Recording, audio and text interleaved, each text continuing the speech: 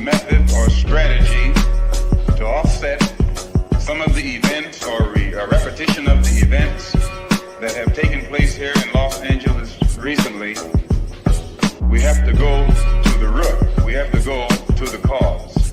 Dealing with the condition itself is not enough. Dear Mr. Massa, I'm just trying to mind my own business. What's the matter? It's just another day, another black king captured. I'm about to lose my brain stuck inside this ghetto rapture. I got a lot of smoke. If you want it, you can have it. They want a hat trick, but this is black girl magic. Ain't talking about the kind that'll make you disappear, but I'm talking about the power of the melanin within. Ain't looking for trouble, but I'ma say this one time. I put two dukes up if you try to touch mine. We still want justice for Samir and Trayvon. You say you don't see color, but racism ain't blind. They targeting little kids whose skin look just like mine. So I'm paranoid, it's a war zone outside. And I'm a black queen, so if you ask me to step out of my car, you gon' have to snatch me. Cause I ain't going no damn well. Had to spend my whole life living unfair. Ancestors got my back and they right here. You can never understand, it's a nightmare. Living in my black shoes by the black rules. You can keep your handshake, I don't dap coons. The white man that go nuts if he can't shoot. But you all on his side like a damn fool. Make it make sense. We are oppressed. Queen. We are exploited. We are downtrodden. Make it make We are sense. denied not only civil rights, but even human rights. Ahmadiyyah. So the only way we're going to get some of this Ahmadiyyah. oppression and exploitation Queen. away from us or aside from us is come together Queen. against the common enemy. Who taught you to hate the texture of your Ahmadiyyah. hair? Who taught you to hate the color of your skin? Ahmadiyyah. Parents, pay attention to the books, the school system, even to your little children. Lies mixed with wisdom. His skin too bright, so he was blind to the prison. My skin just right, so I collide with division. You trying to pray to God, but we tired of religion. No savior saving, we got to save our savings. We used to pay miss, how we gon' make the slave rich? But who's to blame, and tell me why you complaining? We need a team effort just to rule the nation. Like a bad relationship, missing communication. We missing moderation. They trying to get a poison to my population. No reparations. I'm getting tired of Satan. We are oppressed. Queen. I'm getting tired of waiting. We are downtrodden. Queen. We are denied not only civil rights, but even human rights. Ahmadiyyah. So the only way we're going to get some of this Ahmadiyyah. oppression and exploitation. Queen. Right. Hello, everyone. Thanks for tuning back in once again to the original Queen Ahmadiyyah Shakur show. I'm your host, Queen Ahmadiyyah Shakur, and this is your daily vitamins. So as you're coming in, please feel free to go ahead and subscribe to the channel if you haven't done so already. Be sure to click that notification bell and click the word all so you're notified each time the Queen Goddess goes live. Okay, y'all see how I'm not on the screen when I turn the camera on? Okay, technical difficulties with StreamYard. I just want y'all to pay attention, and that's why I'm late, okay? And that's why I'm late. I'm going to have to refresh this whole page. Look at this. Now, I could just keep the camera off. I could just keep the camera off, honey. But, thank you, Desmond. All right, so anywho, that all being said, hello, Juju B, Buckhorst DC, all right. Songwriter Sunny is in the virtual building. Desmond, of course. All right, let's get into it. Okay. D Major, Volvo, all right, it's here. Shout out to all of my loyal royals and everyone tuned into the Queen. And a big shout out to my moderators because y'all know that we putting in work. I see you, Nessie X, Claudette.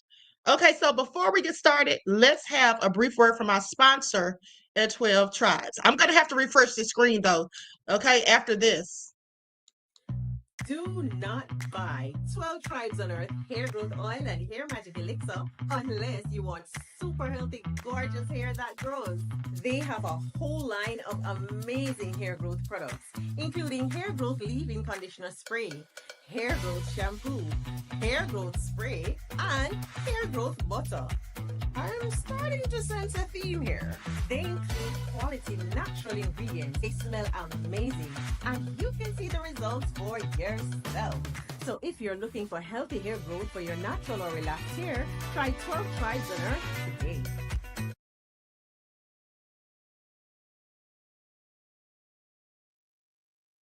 Okay, so don't forget you can purchase 12 Tribes hair oil at Etsy.com. Just look for Lisa Kratz. You can also find it at Walmart.com. Okay, so the screen's going to go black for a couple of seconds, you all. I have to refresh it. Okay, so I can get back on the screen. I don't know what's going on with StreamYard. But in the meantime, likes up, everyone. Please like and share. Thank you in advance.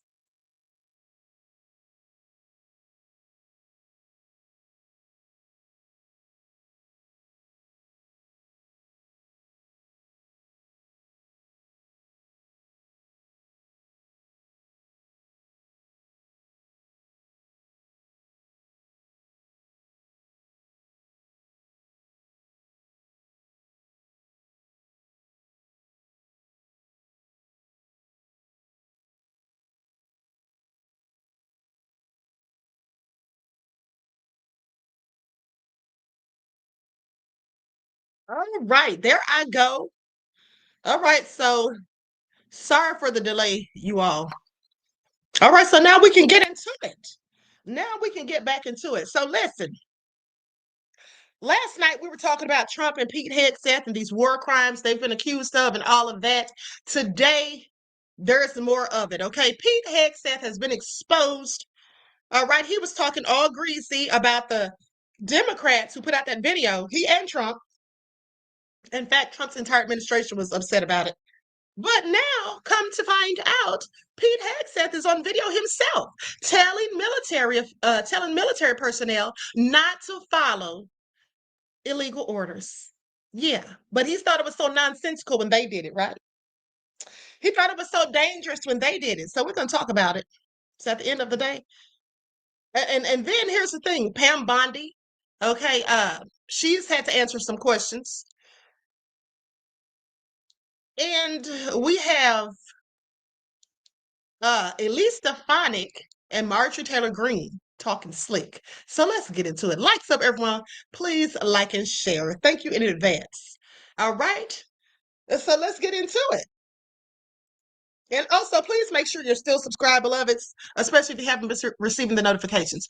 Okay, so Elise Stefanik posted this to X, saying, I just walked out of a briefing on this issue this morning, confirming everything I posted yesterday. Okay, so first off, let me tell you what she's talking about here. She's saying basically that House Speaker Mike Johnson blocked her provision to require the FBI to notify Congress whenever it opens an investigation into candidates running for federal office. Okay, so the provision was included in the National Defense Authorization Act, known as the NDAA. And Stefanik accused MAGA Mike, okay, Mike Johnson, of lying about it before it was added back to the bill. Okay, so anyway, that's what she's going off about. So she says yes, in fact, the speaker is blocking my provision to root out the illegal weaponization that led to Crossfire, Hurricane, Arctic Frost, and more. He's siding with Jamie Raskin against Trump Republicans to block this provision to protect the deep state. This is an easy one. This bill is DOA unless this provision gets added in as it was passed out of committee. All right. And then you have Marjorie Taylor Greene. She says, typical of Republican men telling a woman to shut up, get back in the kitchen and fix me something to eat. F you in the sweetest, most southern drawl I can enunciate. I've been trying to tell all you men that our kitchen pantry is empty with spider webs. Our house has been ransacked. The windows and doors are broken and busted. And the greedy rich bastards have twisted your minds into a sick state, and that you all continue in the two-party toxic political system that acts like college football playoffs, yet it's burying you and your children and their children and their children in a pine box in a shallow grave. Get off your ass and fix your own damn food and clean up the kitchen when you're done. I love it, don't you all? I absolutely love it when the demons are fighting amongst themselves. I absolutely love it. How many times do I have to tell you all? Okay. I love it when they're all going at it, but hold on. Now, I did tell you all a couple of things. You heard it here first, and now these things are all coming to pass. Let's get into it. First of all, I told you that Trump and Hegseth, when they were accused of war crimes that they committed, clearly, because I told y'all, I'm sorry, at least a week ago, before everybody was reporting on it, that they were committing war crimes. But anyway, aside from all of that, I told you they would be shifting the blame. I told you they would not take any accountability and basically are going to point it off on someone else. And that's what they're doing. That's what they're doing to Admiral Bradley. And here he is right here. But Admiral Bradley is not completely innocent because, see, as a military official, specifically one of his status and rank, he should have known not to do what they were telling him to do. Okay? He should have known better. And in fact, he did know better. So, in my opinion, he's still guilty, but they are too. So, all should be punished, in my opinion. Okay? That's just how I see it. Now, this is Mr. Bradley right here. Look at all those, look at all those medals. Mm, mm, mm. Okay, so they say, what happened? The book stops here. This is Admiral Frank Mitch Bradley. He's the one Trump and Hegseth are trying to use as a scapegoat to save their own asses. They're blaming him for the second strike. Now, like I said, if in fact Hegseth gave him the order and he carried out the order, he's guilty just like Hegseth. If he didn't have anything to do with it, oh well. But if he had something to do with it, he's just as culpable as they are, in my opinion. Now, what I also wanted to tell you all about was this video. This guy is saying that ICE, now I want y'all to pay attention to this. This man is saying that ICE took a soldier into custody, military personnel, who had a military ID. Basically, he said agent tells this or something until you can show a passport or something. This is all crazy. All right, so let's get into it. Like stuff, everyone, please like and share. Sailor that he has reasonable suspicion to believe that Sailor was in the United States illegally, that he needed to provide identification to prove otherwise. He gives the ICE agent his military ID, to which the ICE agent responds, that is not sufficient identification. So for an hour and a half, this sailor in uniform with a current military ID is detained until he can produce a passport to prove that he is an American citizen. Never mind the fact that this sailor went on a combat deployment with his ship. Never mind the fact that this sailor went through the recruiting process, went through boot camp, went through whatever A school or school that they went to, joined the military under the right pretenses. Never mind all of that stuff. A Norfolk police officer riding around with an ICE agent looks at him because he's Hispanic. That's reasonable suspicion to believe that he's in America illegally. Yes, I had to tell my sailors, who many of them are of Hispanic descent. Some of them are Africans. I had to tell my sailors, if somebody could look at you and say, I don't know if they're American, then you got to carry around your passport.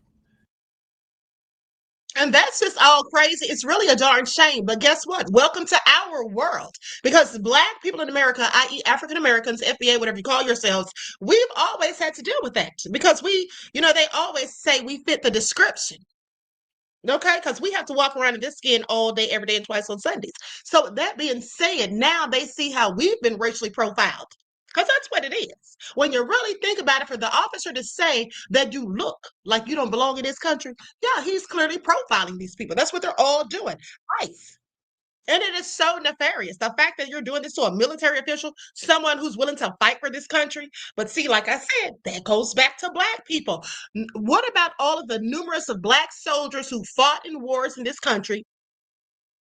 Okay, and then weren't even given the dignity of being allowed to use the restrooms and eat in the same cafeteria as the white soldiers. Now, mind you, they would actually let the German soldiers, who were their opposition, eat with them rather than the Black men.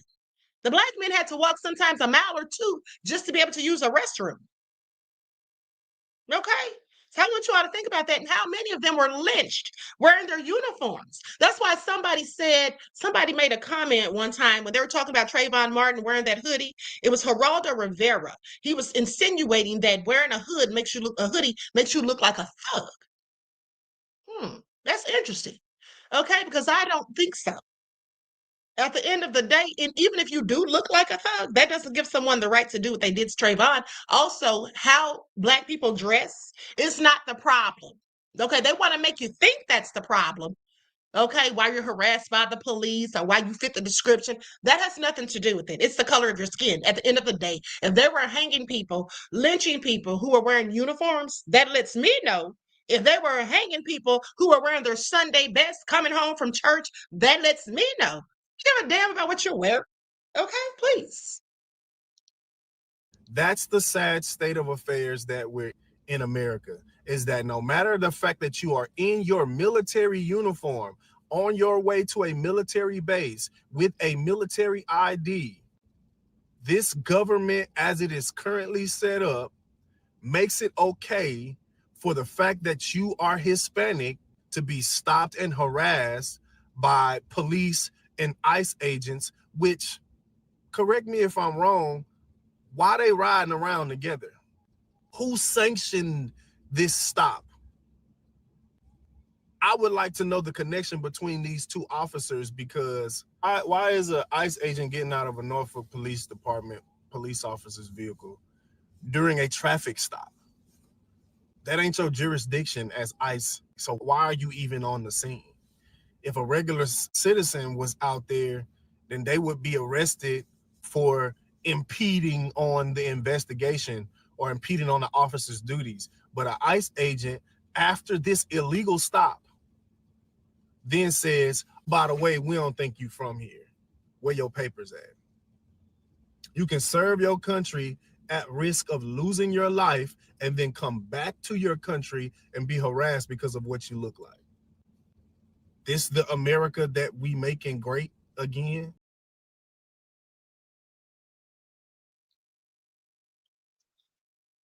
No, this isn't the America we're making great again. This is the America that is staying just the way it's been. Okay? Just the way it's been. All right? Since 1619. Okay, so I just find it absolutely deplorable. That's what I find. I find it absolutely deplorable and egregious that they would do that. It had to be so humiliating. And then it sounds like, here's the thing. Remember how wasn't it Tyree Nichols that was beaten by those 5 cops? They beat him till he was dead. And then we heard stories that one of those cops was dating somebody or used to date somebody that Tyree was dating. Y'all remember that, right? So this all sounds suspect to me, because was one of those people the ICE agent or the cop? Do they have some sort of vendetta against this man for whatever reason? Because it just seems like that was all kind of planned out. Okay, that just seems like it was all kind of planned out. And then for the ICE agent to say, yeah, and by the way, we don't think you're from here. So he's speaking for him and the cop, because I need to know what the cop thinks. Okay, I just think this was planned out for whatever nefarious reason. So now think about this. Some of these ICE agents could be going around settling up old vendettas.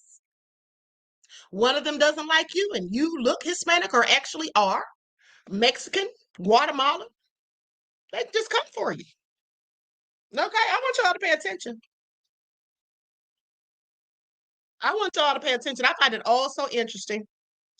But anywho, yeah, it is wild, okay? What a hot mess. But let's continue because, yeah, let's talk about it. Let's talk about it because they've been going in on Trump and Bondi. We'll get to that in a second. But first, let's go to Hegseth. Okay, sitting there talking all this trash and just telling all these lies. I don't know how much more of it I can take. How about y'all? Here we go. Let's talk about these war crimes. Because I believe that Trump's whole administration is going to jail at some point. Trump's not going, but they all are. And they're going to realize how damn stupid they all were when they go to jail and Trump doesn't. The White House is defending Admiral Frank Bradley, whom the White House today said ordered that follow-up strike that killed survivors on that alleged drug boat in the Caribbean, saying he was acting well within his authority. Based on what's known, was he? Well, based on what's known, if he was the commander of the operation, then yes, he would have been acting within his authority. Well, say more about that. Obviously, his authority as the commander extends to the entire operation in the Caribbean, and that would have included both the first strike and the second strike. The question that we've all been asking over the last several days since the reports first came out are whether or not those orders emanated from a higher level and were simply executed by the admiral and all of the people below him in the chain of command, or whether the admiral himself ordered the second strike. Either way, that second strike was a violation of the laws of war. That second strike, the orders to conduct the second strike were illegal orders, and they should not have been executed. They should not have been followed by anyone in what we call the kill chain. The Defense Secretary's reported order, the Washington Post reporting that Defense Secretary Pete Hegseth gave this spoken directive. This is according to two people with direct knowledge of the operation, according to the Post, that the order was to kill everybody. What questions does that raise for you? As an attorney who spent 35 years advising commanders on military operations and many other things, what that means to me is that the secretary either intentionally or unintentionally communicated to everyone below him that there would be no quarter. And what that means in international law is that no quarter order basically provides that no one should be left living after the strike. Now, you see, here's the thing. Here's the thing with that. That would have made sense if they had gone through Congress and gotten authorization to commit the strikes in the first place, but they didn't. They didn't. And also, if you say nobody's supposed to be left alive, I'm sorry, but if no one's in danger after the first strike, you're not supposed to murder the survivors, okay? Yeah, that's not what you're supposed to do, unless they're putting you in some sort of danger. So he commits me with it, okay? That's not how it all goes. And at the end of the day, here's the thing. I wonder if Trump's cabinet's thinking, oh, Trump's just going to pardon us all. None of us are going to jail. Okay, you may not go to jail, Lindsey Halligan, Pam Bondi, but you're going to lose those licenses to practice law. So there's your careers. Hopefully you'll go down the drain after Trump's out of office. Second of all, Pete Hegseth, he may think that Trump can pardon him for these war crimes, but guess what? That doesn't stop other countries from coming at him for war crimes, because guess what? War crimes are international. Okay? War crimes are international. And the president pardons people for things that occurred against this country, not others. All right, so anywho, let's continue, because I find it all so nefarious. At the end of the day, they're going down one way or another. Okay, I'm going to pray on it. Now, I want you all to hear this resurfaced video of Hegseth saying to these military personnel how you should not follow unlawful orders.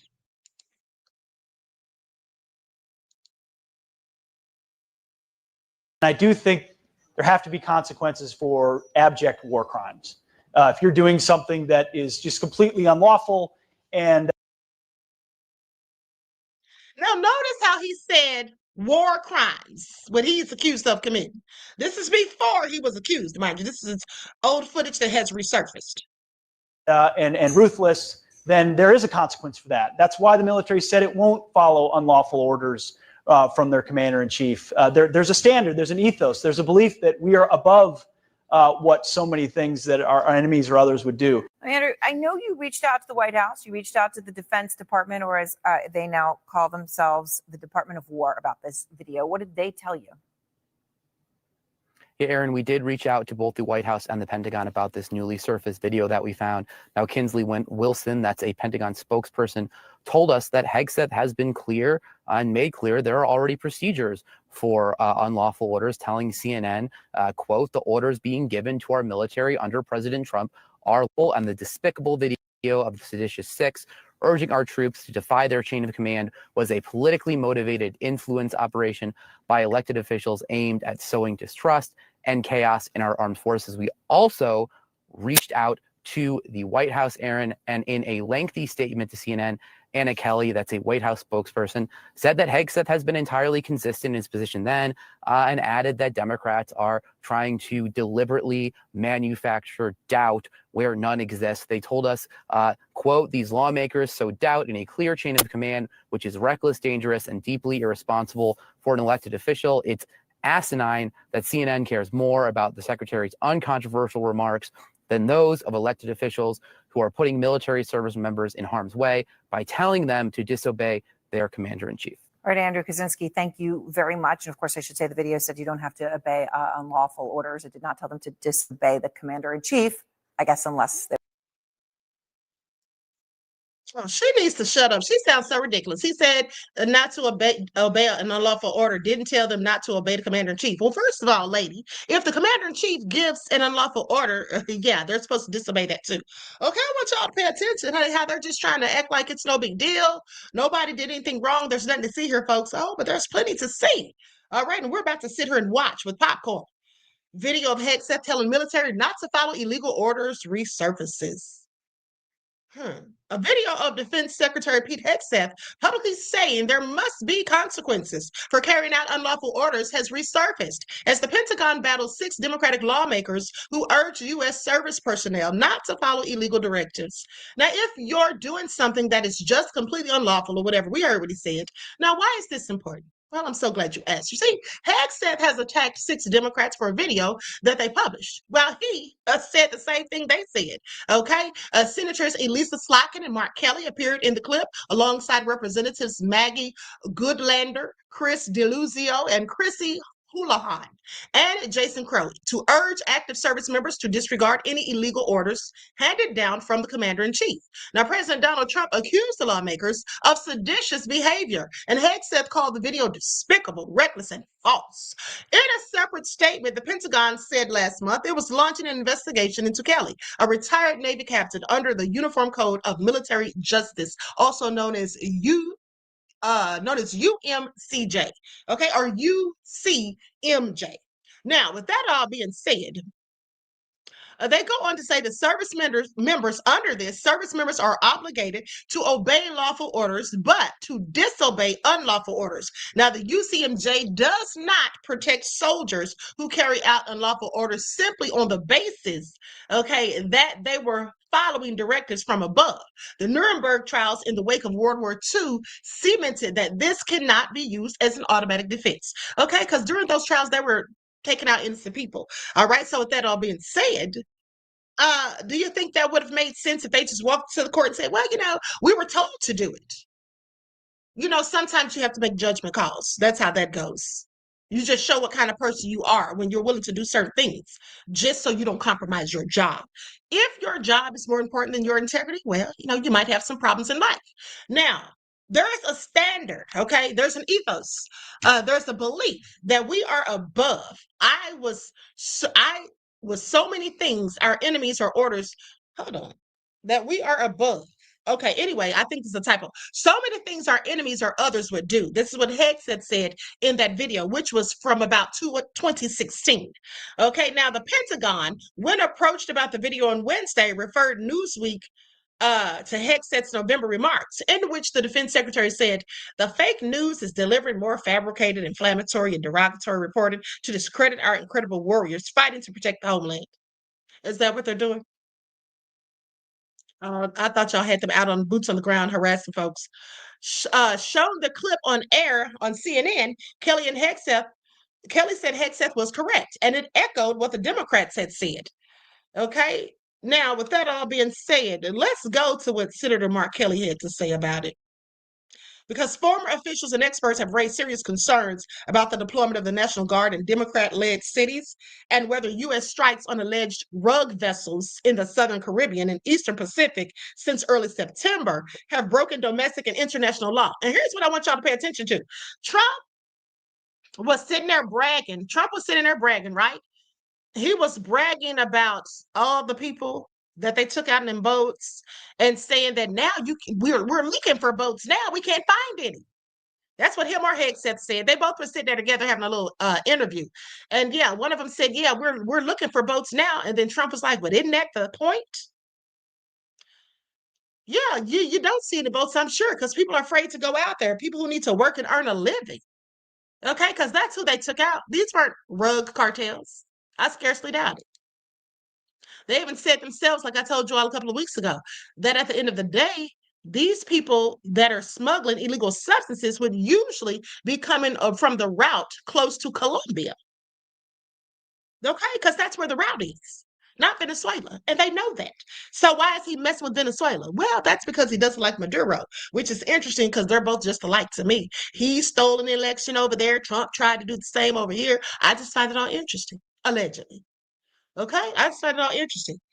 Now, the U.S. strike campaign on suspected narco trafficking boats has come under increased scrutiny, with bipartisan calls for closer monitoring growing. Now, the GOP-led Senate and House Armed Services Committee have pledged to look into the first U.S. attack on alleged rug vessel on September the 2nd, after it emerged that the military carried out a second strike on the boat after an initial attack that left 2 survivors. Here's how you know that they know they effed up, because didn't I report to you all about a couple of weeks ago? There was a story where there was a survivor, and they supposedly, somebody reached out to Mexico and let them know that the person was in waters close to their borders or something like that, if y'all remember. And they were telling them so they could see if they wanted to rescue the person. And when they went out there, the person was gone. Do y'all remember that? They couldn't find them. Y'all remember that? So they issued a second strike in September, but not a couple of weeks ago. Now I wonder why, because they know darn well what they had done the first time was effed up, and they knew that was going to come back to haunt them. Guess that's my opinion. Okay, that's just my opinion. Now, with that all being said, let's go to Senator Mark Kelly. Likes up, everyone, please. Like and share. Thank you in advance. Okay, here we go.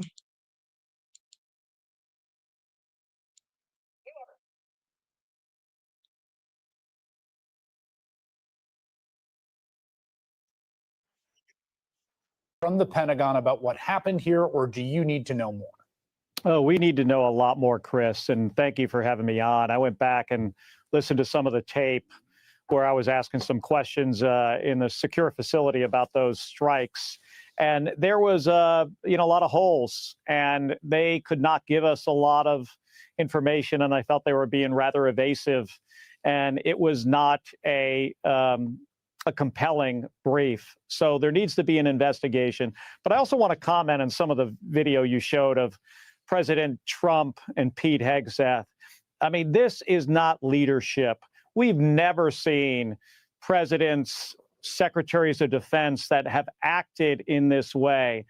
The president is blaming Pete Hegseth. Pete Hegseth is blaming the admiral. Hegseth is basically turned around and doing the 100-yard dash in the opposite direction. This is exactly not the kind of leaders you ever want running any organization.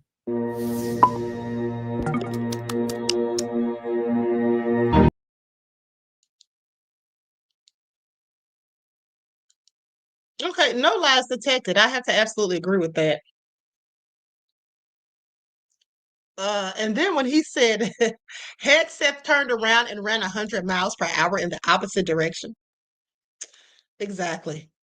Okay, so now with that all being said, Trump has pardoned Democratic Representative Henry Cueller and his wife. Now, this man was sentenced for bribery charges. Let's get into it. Trump pardons Texas Democratic Representative Henry Cueller, who slammed Biden's border policies. So President Trump on Wednesday pardoned Texas Democrat Henry Cueller and his wife, Imelda, who had faced federal bribery, money laundering, and foreign agent charges. And so Cueller is 70 years old. He was outspoken. Okay, he was an outspoken person towards President Joe Biden and his border policies before the couple was indicted last year for allegedly accepting $600,000 from Azerbaijan's state-owned oil company and a Mexican bank. Oh, Trump can relate to that. Trump can relate to that. He's always receiving stuff. No wonder he pardoned him. Okay, the South Texas Democrat began criticizing Biden within weeks of him taking office. See, this is why Trump wanted to pardon him anyway, saying the border was not secure.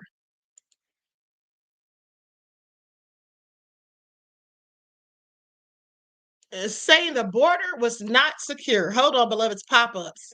Okay, and then demanding a presidential visit beginning March of 2021, which couldn't happen for nearly 2 years. So for years, the Biden administration weaponized the justice system against their political opponents and anyone who disagreed with them. This is what Trump said on Truth Social. Now, don't you all find it interesting that Trump has the audacity, dare I say, to sit up here and point out things that other people do, but it's exactly what he's doing, and he doesn't even have any proof that other people did it. This is just a narrative he's pushing. I find it interesting because why are you trying to bring attention to Biden for the same thing that he himself is doing? Does he not have the sense to realize that's what he's doing? It's very strange. Okay, I think Trump's at this point completely gone. The lights are on, but nobody's home. Trust me. So anyway, that's what he posted on Truth Social. One of the clearest examples of this was when Crooked Joe used the FBI and DOJ to take out a member of his own party after highly respected Congressman Henry Cueller bravely spoke out against open borders and the Biden border catastrophe. This is what Trump said. Sleepy Joe went after the congressman and even the congressman's wonderful wife, Imelda, simply for speaking the truth. It is un-American. And as I previously stated, the radical left Democrats are a complete and total threat to democracy. This is just getting to be nauseating at this point, where Trump's just blaming everybody for the same stuff that he's doing. Okay, anyway, they will attack, rob, lie, cheat, destroy, and decimate anyone who dares to oppose them or their far left agenda. An agenda that, if left unchecked, will obliterate our magnificent country. Because of these facts and others, I am hereby announcing my full and unconditional. Do y'all hear this? Oh my goodness. He said his full and unconditional. Okay, pardon. And he put pardon in all caps, just to let it be known, of beloved Texas Congressman Henry Cueller and Imelda. Henry, I don't know you, but you can sleep well tonight. Your nightmare is finally over. Ha! Trump is a fool. Do y'all hear this? Do y'all hear this? He said you can sleep well tonight knowing your nightmare is finally over. Now this man's going to be indebted to Trump. I'll guarantee you. And then here's the thing. Hakeem Jeffries loves it that Trump has pardoned this man because I guess he's friends with the man or likes him or whatever. But he was glad. He said this was a good thing. And maybe it is. I don't know this man. Maybe he is a good person. I don't know. But nonetheless, I want to thank President Trump for his tremendous leadership and for taking the time to look at the facts. I thank God for standing with my family and I during this difficult time. The decision clears the air and lets us move forward from South Texas. This is what Cueller said. The pardon gives us a clean slate. The noise is gone. The work remains, and I intend to meet it head on. Thank you, Mr. President. God bless you, and God bless the United States of America. So Trump has garnered himself another ally. Okay, please pay attention. Cueller was not close with Trump during his first term. Okay, voting to impeach him in both 2019 and 2021, but revealed earlier this year that many Trump administration officials were seeking his input as they launched a border crackdown. Really, I find it interesting. Now, the congressman's home was raided by the FBI in January of 2022, but he managed to be reelected later that year, okay, fending off a left-wing primary challenger, Jessica Cisneros, I think, okay, was backed by socialist Bernie Sanders and Representative Alexandria Ocasio-Cortez. So Trump, who was himself indicted criminally in 2 separate cases by the Biden Justice Department, is sympathetic to claims of prosecution by the prior administration. But Democrats seeking clemency have had mixed results. Trump has not pardoned former New Jersey Democrat Senator Bob Menendez, who started an 11-year prison sentence in June for serving as a secret agent of Egypt and accepting gold bars as payments. So yeah, he's not getting out. Menendez has claimed he was targeted for political reasons.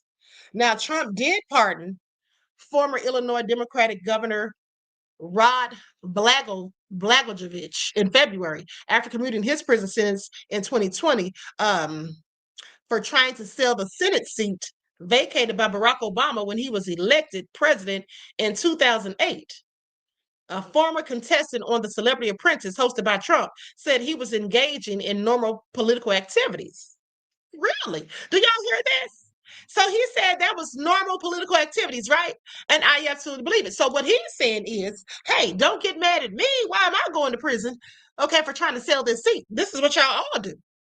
That's what he was basically saying. And if you remember, when I told you all about that so-called conspiracy about Sonny Bono, okay, Sonny Bono, when he died, or when he was murdered by the Russian mafia, because he darn sure did not, I repeat, he darn sure did not ski into a tree. That never set well with me. And also, anybody who knew Sonny Bono knew that he was a very good skier. Okay, when's the last time you heard of somebody skiing into a darn tree with all these broken bones and all that? The Russian mafia took him out, in my opinion. Now, that all being said, his wife was supposedly promised his seat. Okay? So I think she might have had something to do with it. I mean, these shady backdoor deals actually do happen in the world of politics. Okay, and we should all know that by now. We should all know that by now, but let's continue because guess what? The Dems dropped some more information on Epstein. Yeah, Mary Bono. Sonny Bono's wife won a special election to fill his seat in the U.S. House of Representatives after he died in a skiing accident. Wink, wink. Okay. She was first elected in April of 1998 and went on to win 7 more elections, serving for 15 years before losing her 2012 re-election bid. Yeah, they said she was promised that seat after he died, or promised that seat in the event of his demise, shall I say. Okay, now I don't know if that's true or not, but it does sound plausible to me at least. Okay, now let's talk about these Epstein files, because what's really going on here? Oh, hold on. Before we get to that, let's go to Pam Bondi, because they were asking her about these Epstein files. And, you know, she's just always beating around the bush, her and Trump. And here's the thing. She keeps talking about, we will follow the law and all this, that, and the third. I want you all to pay attention to when she says, oh, there's some things we can release and some things we can't release and all this and that. And I want you all to pay attention. She's talking about ongoing investigations and all of that, right? This is what I told you all she was going to say. Didn't I tell y'all that Pam Bondi, and I want y'all to put a 1 in the chat. Okay, I want y'all to put a 1 in the chat because y'all know the Queen told you. Did I not tell you all how it's all going to go down? Didn't I tell you Pam Bondi is going to get up on stage, do a press conference or something, and she's going to tell everybody, well, you know, I'll give y'all what I can, but basically there's an ongoing investigation, so we can't release the files. We can't release everything. Didn't I tell y'all she was going to do that? Okay, where are those ones at? Because y'all know I told you. Y'all know I told you. Y'all know I told y'all. Okay? I'm running for Congress next year. Okay, so y'all see that, right? But here's the thing. This is no shock. This is no surprise. We all should have known she was going to say that because we already knew what her and Trump were up to. Because the funny thing is, with everything else that's lawful or unlawful, Trump does not care. Pam Bondi does not care. Pam Bondi had no problem retroactively signing her signature for Lindsay Halligan to be the prosecutor in Virginia, right? Over the Comey case. She had no problem retroactively doing that, even though she knew at the time of the signing that the statute of limitations had already passed. She knew that she wasn't supposed to do it. Trump had no problem putting somebody who was highly unqualified in the position. Okay? Had no problem ordering strikes of those boats out there in the sea, had no problem doing it without even so much as attempting to reach out to Congress. Had no problem. So these people don't care about laws. They don't care about deploying U.S. military officials, federal agents, and all of that to the streets, even though the governors and mayors are telling them we don't need them here. Our crime has gone down. They don't care about anything except what they want to get done. So I find it interesting when Pam Bondi wants to sit up here and tell us what's lawful. Oh, we're going to follow the law. We're going to go by the law. Since when do y'all go by the law?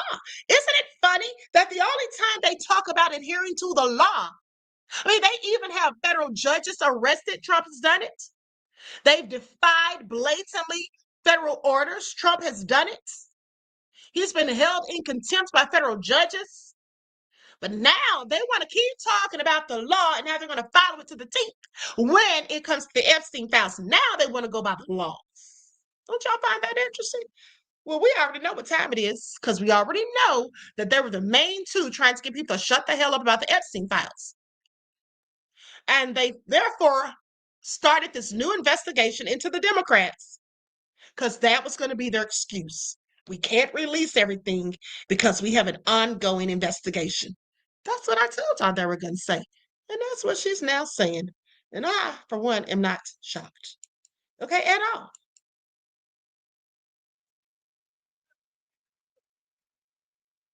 Do exactly what I expect them to do. Okay, devils are always going to be just that.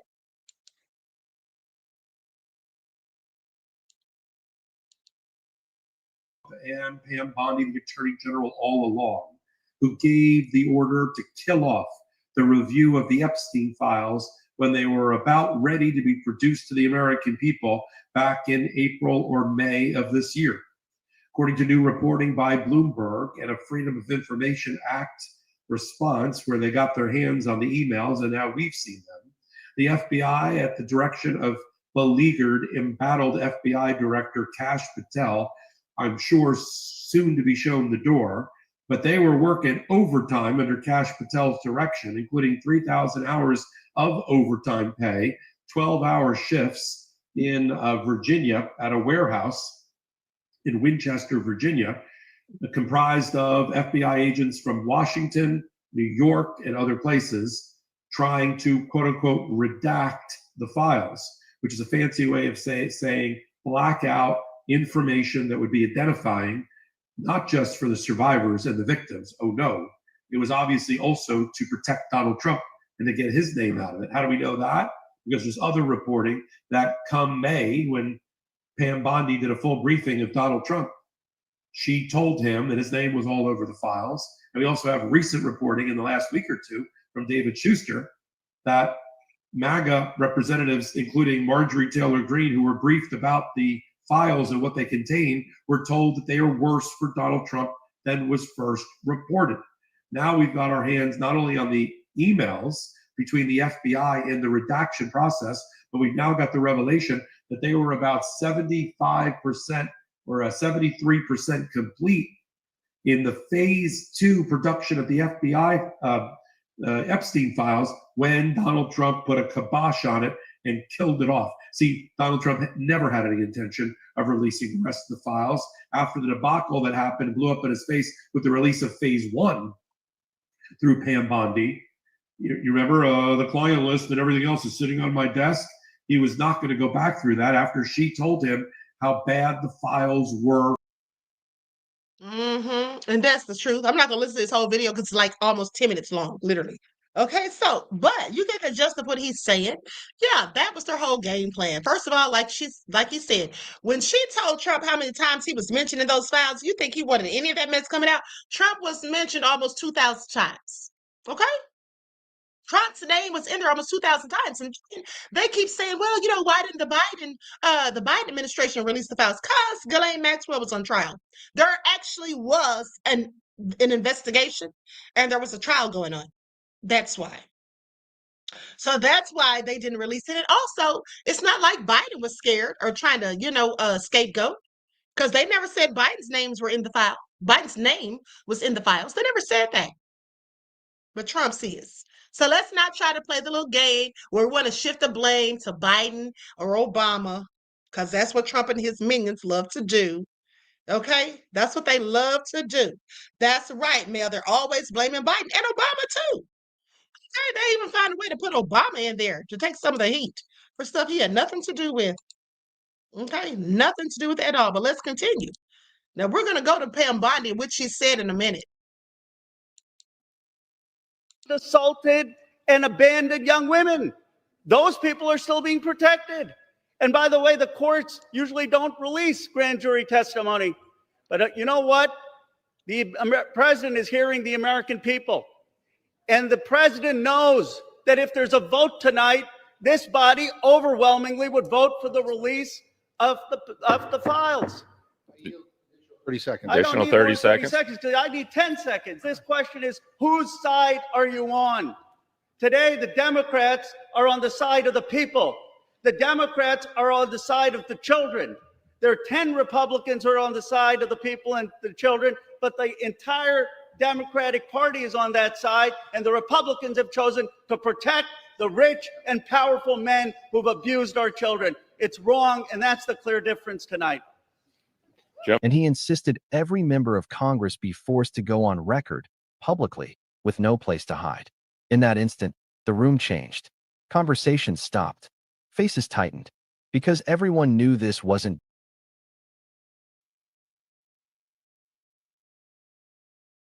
All right, now, little Miss Crockett had something to say. And then we're going to go to what Bondi actually said. Likes up, everyone, please. Don't forget to like and share.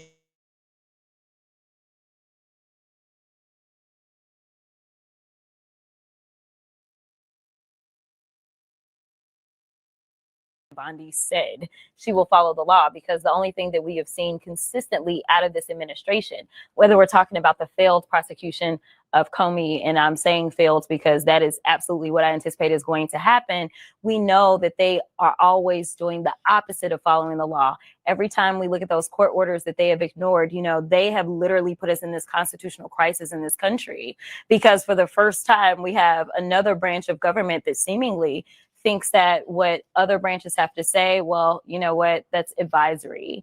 It's not anything that they have to follow. So it'll be interesting to see what happens, but I don't expect transparency. The president said tonight he thinks it's going to end up being really embarrassing for Democrats. Are you worried that it's going to be embarrassing for I'm not worried at all. I can tell you one thing, I ain't never worried about my name being in the Epstein files. So that's one thing that we can talk about. Number two, for me, it's not partisan. It's somebody that worked in the criminal justice system. I understand what it is to sit across from a victim. I understand their stories. I understand the trauma, and I understand the lasting effects. Wrong is wrong, right is right. And I think that that is what we are missing in this administration. It seems like he consistently wants to give a pass so long as someone is a follower of his. That's what we saw with the January 6ers, that he decided that he was going to pardon. And then even after they got in trouble again, he decided to pardon them again. He seemingly only wants to go after people that he looks at as if they are opposition. We in this country, what justice looks like is going after whoever is wrong, no matter their race, no matter their political affiliation, and no matter how much money they do or don't have in the bank account. So you're saying, yeah, you don't care even if it does embarrass Democrats. I don't care. That's not what this is about.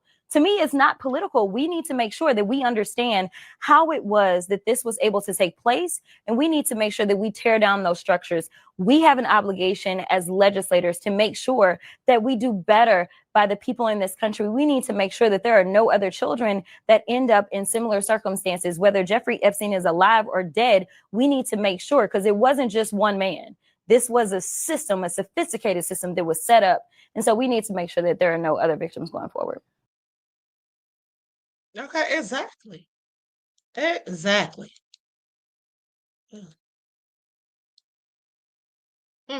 Likes up, everyone. Please like and share. Project 2025, full effect. Play for Trump to say, release them all. And then Pam Bondi says, we'll release everything that we can because there are open investigations. And that's what happened under the Biden administration, by the way. Like, it was ongoing. And so they couldn't release all the Epstein files. And Joe Biden certainly wasn't afraid of what it said about Joe Biden in there. The guy's not even mentioned. So I think this is totally a sleight of hand. And then the Republicans who do support him will just fall in line saying he did the best that he could. And what does come out will have massive redactions. Okay, now I want you all to pay attention. This lady is absolutely right. Isn't that what I also told you all? Isn't that what I also told you all? I said whatever they send out is going to be heavily redacted.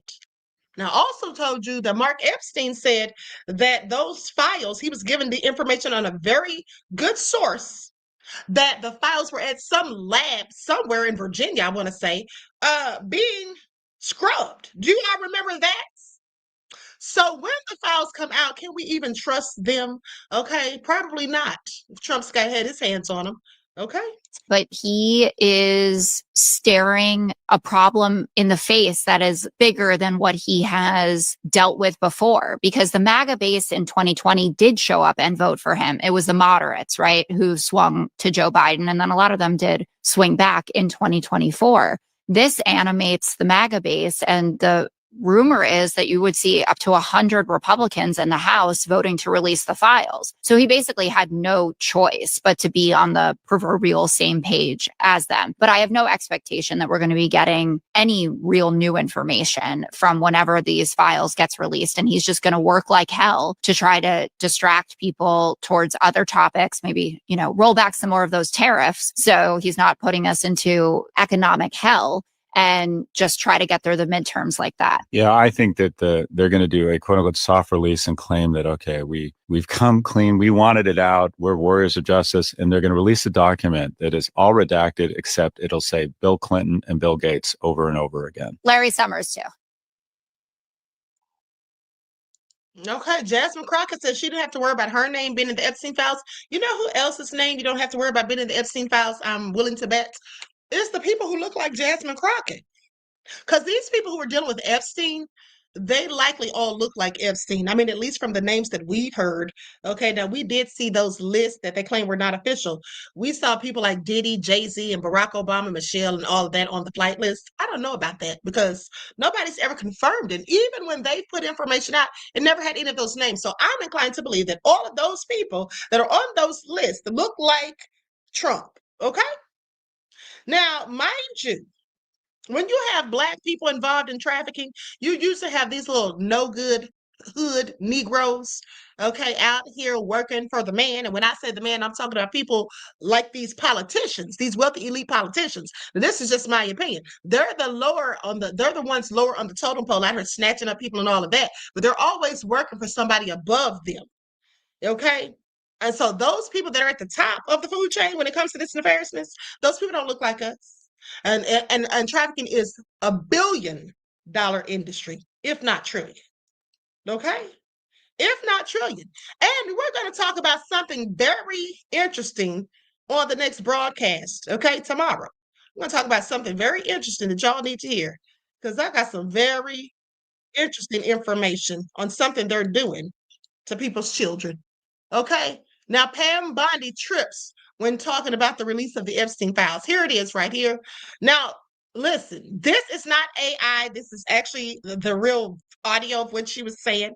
I mean, it may be AI on the video. They have her looking like the crypt keeper, but this is actually what she said. I saw the actual video, but nonetheless.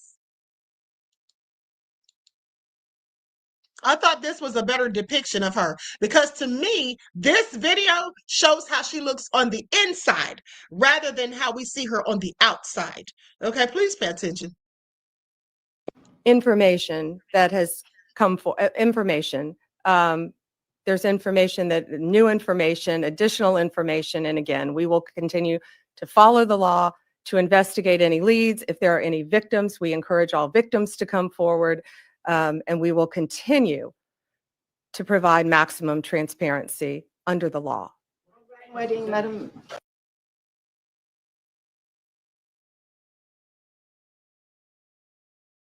Okay, y'all heard her. She said providing transparency under the law. Now she's talking about laws. Now that's what she's concerned about. Girl, sit down somewhere. Okay, sit down somewhere. Photos and video from Epstein's private island released by the Democrats. Yep. This was actually breaking news.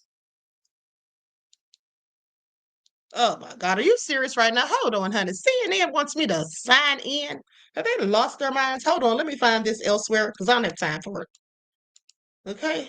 I'm not trying to pay for prescriptions. Everybody's just trying to get greedy online now, honey. Everybody wants you to have a subscription. They can miss me with it.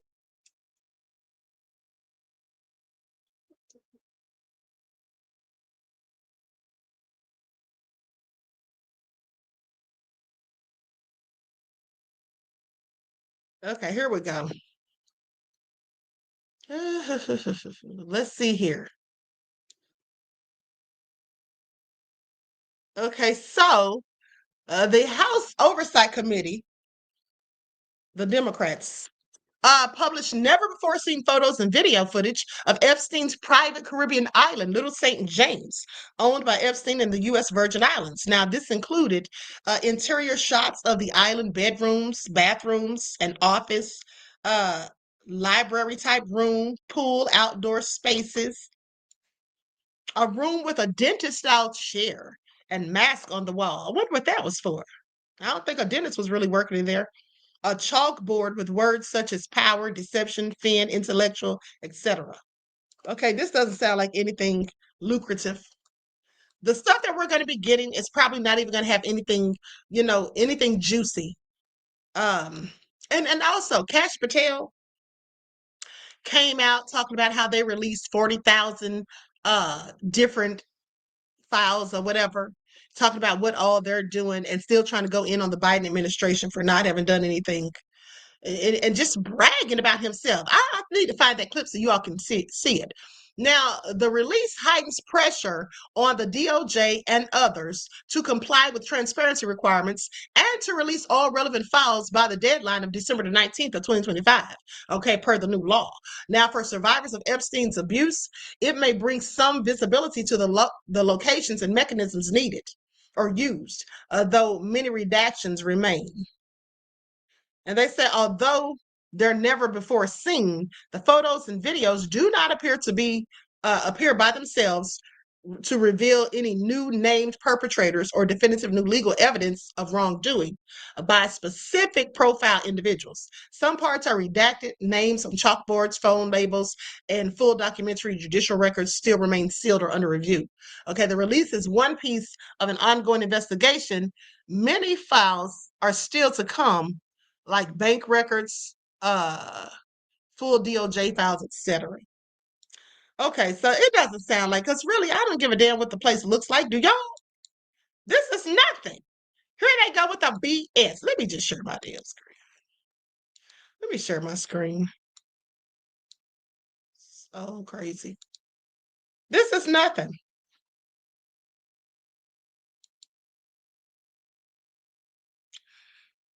Sosa says, I know YouTube shadow banning Queen because she should have well over 60,000 subs, but you notice her sub count never changes. Right. You know why it doesn't, beloved? Because they subtract people. They unsubscribe people on a regular basis. They do it every day. That's what they do. Yes, and I am shadow banned. Okay. And so it's my dear sister Lisa Cabrera, True Royal, and many other Black folk who talk about, lynchings, police brutality upon people who look like me, racism.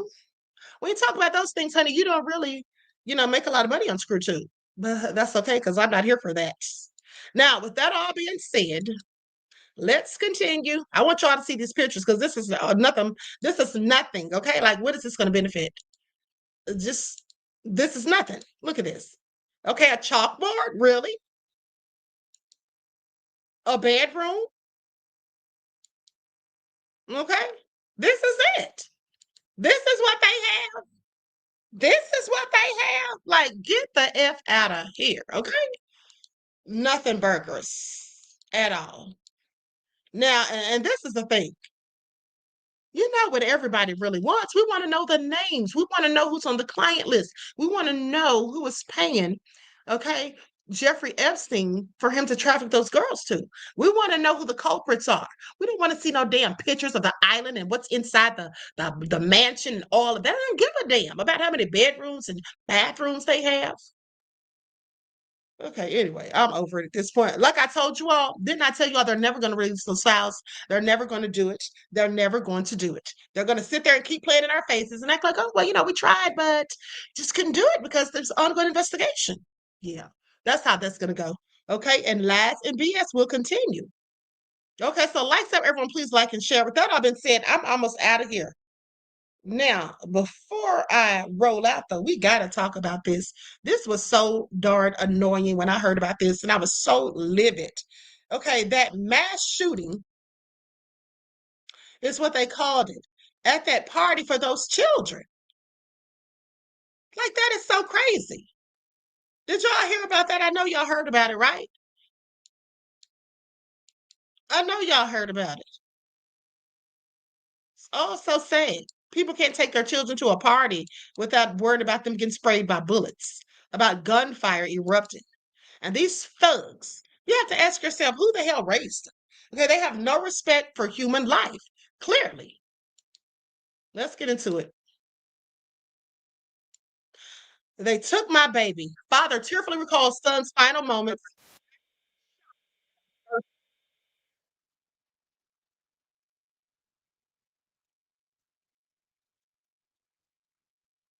All right, so let's get into it. I'm waiting for this video to cue. Okay, here's the father right here. His son was killed. There were numerous people injured at a birthday party for children. Now they say that the people that showed up, these thugs, these gangbangers or whatever, that they were looking for some rapper. And also that the mother has like 3 gangbanger baby daddies. It's all crazy. California father says he is still in shock after losing his 14-year-old son in a shooting at a child's birthday party over the weekend.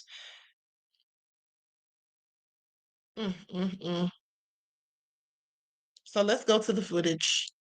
Let's hear what he has to say.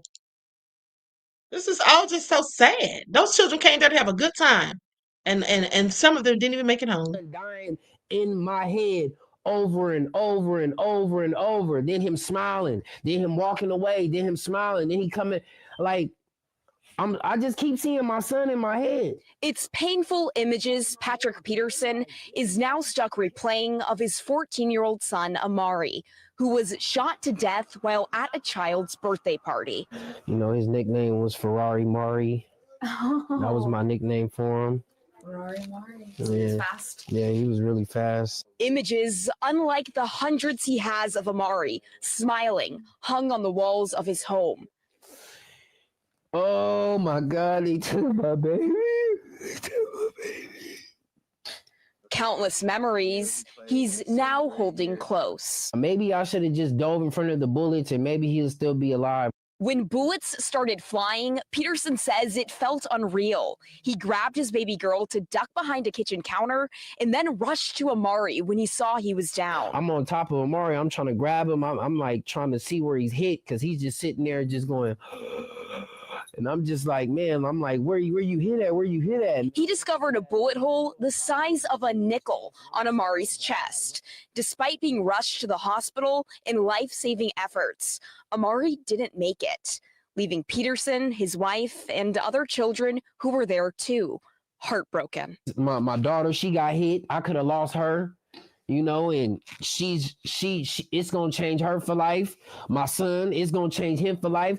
Peterson says he lost the boy who made him the man he is today. I was his coach. Building Amari a life that he never had.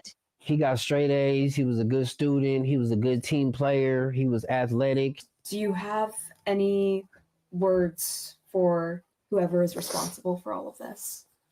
If you have enough sense to pick up a gun and aim and shoot it, you got enough sense to take your responsibility of your actions. A senseless act that left 2 other children and a 21-year-old dead. This was one of the shoes that he had on the night, and his blood is on there. And a father searching for peace with parting words to his golden boy. And Daddy is sorry, and Daddy love you, and Daddy miss you. You can't ask Daddy ain't gonna never be right without you.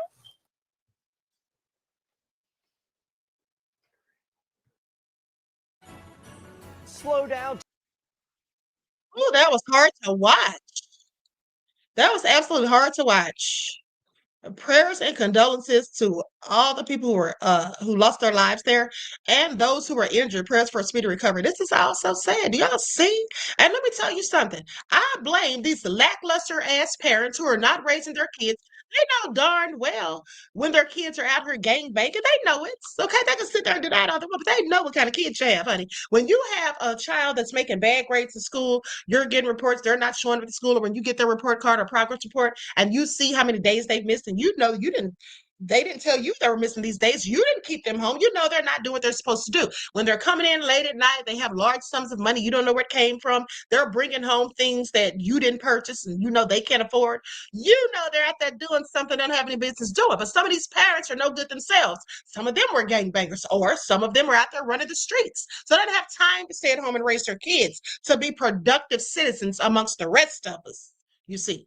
And then sometimes parents are good parents and they just have badass kids who were born as demons. Okay, born with demonic energy, if you ask me, because I think some people are born bad.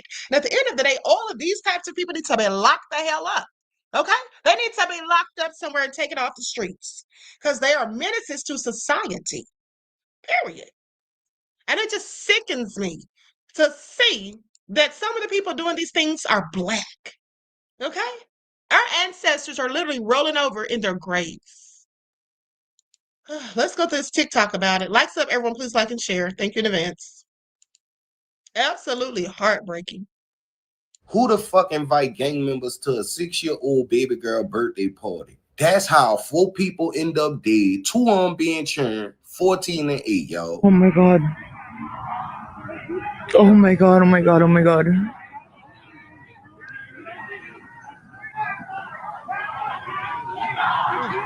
Over 19 people shot. So they was trying to clear the crowd. MB Nell and Dougie Threes are 2 rappers from Stockton, California that has a brewing beef in the streets. When you really look into the situation, it was the Lewis Park Bloods versus the Fly Boys. And I'ma say that without saying too much, but guess what? Niggas going to jail. I'ma be the first one to inform the shooters. When you pulled off, the FBI pulled up because they was already investigating y'all gang war. When this person was killed, that side mocked this side. And the reason why I'm saying this and that, because I'm not going to put no names on it, is already an open investigation. They know what's going on. In a few days, people about to be arrested. But anyways, y'all was so stupid. Y'all ain't know y'all phone was tapped. Y'all ain't know y'all was being trailed. The FBI pulled up when y'all pulled off. I could say so much, but the point is you're going to jail for the rest of your life and you should get the death penalty for killing them children. I don't care.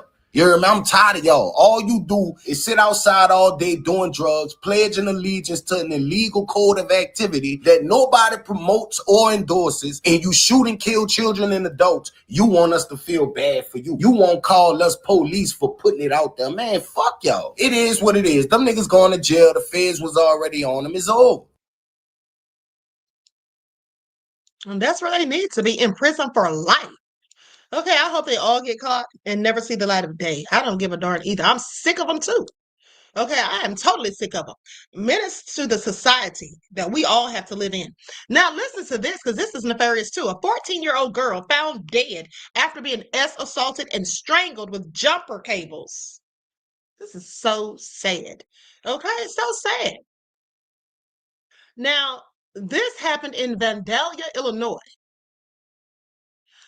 So, with that all being said, a 14-year-old girl from Illinois was found dead after police say a man assaulted her and strangled her with jumper cables.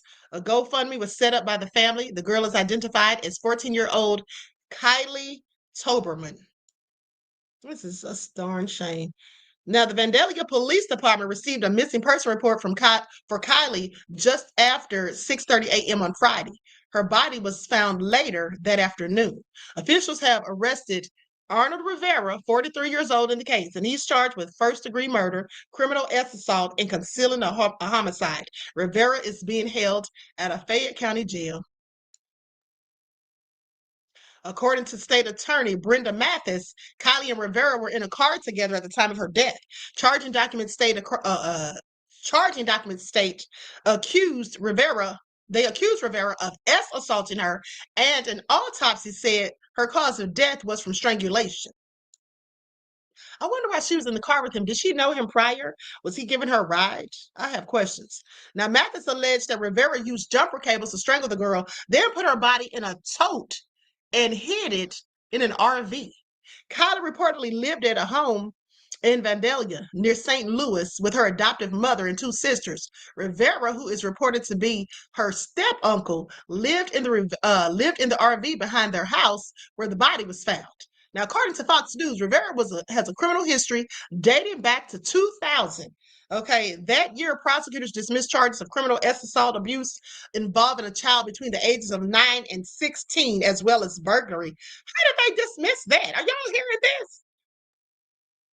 They dismissed it, as well as burglary, in exchange for a guilty plea of felony aggravated battery.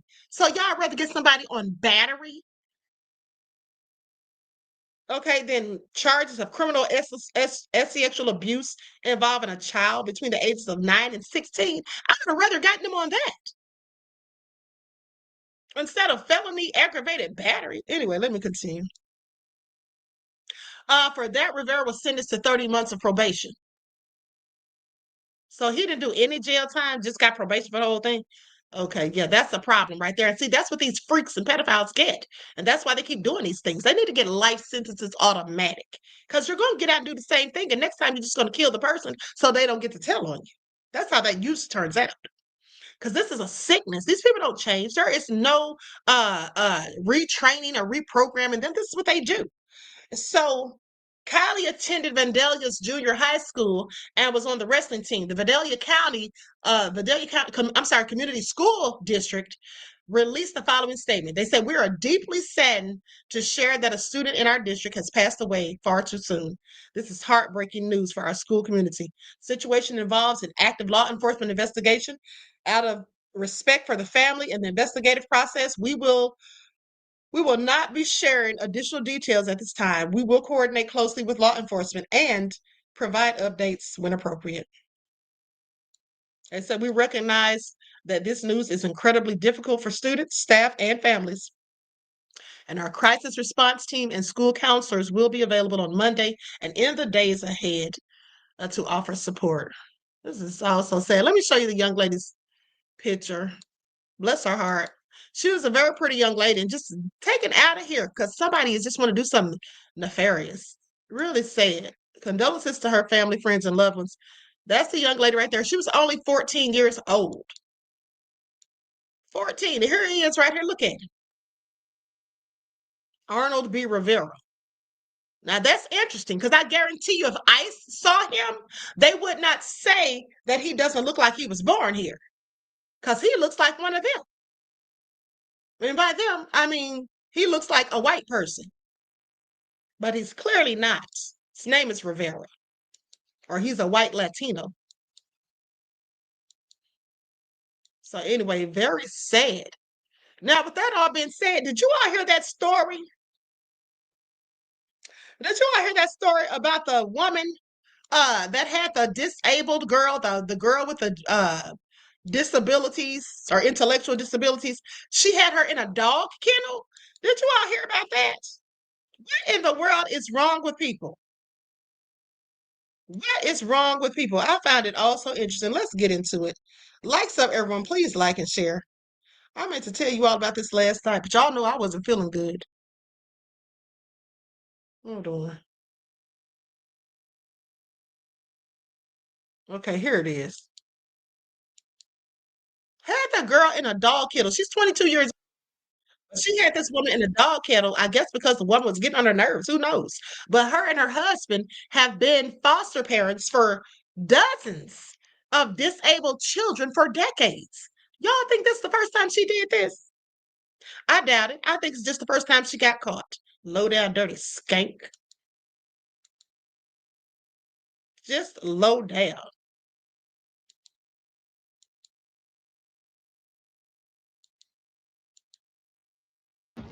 You're not here. What are you scared of, Emily? Now, first off, let me just say, she's talking to this young lady who she has in this dog kennel while the neighbor who found out the girl is in there, from the guy who lives next door, is confronting her about it. And the girl's has told him that she was scared and all this. And now she's sitting there talking about, what are you scared of, Emily? The fact that she's asking her that while she's still in the kennel, and the neighbor now knows instead of trying to get her out, it's crazy work. Okay, it's diabolical, but let's continue. She walked into a fucking kennel, bro.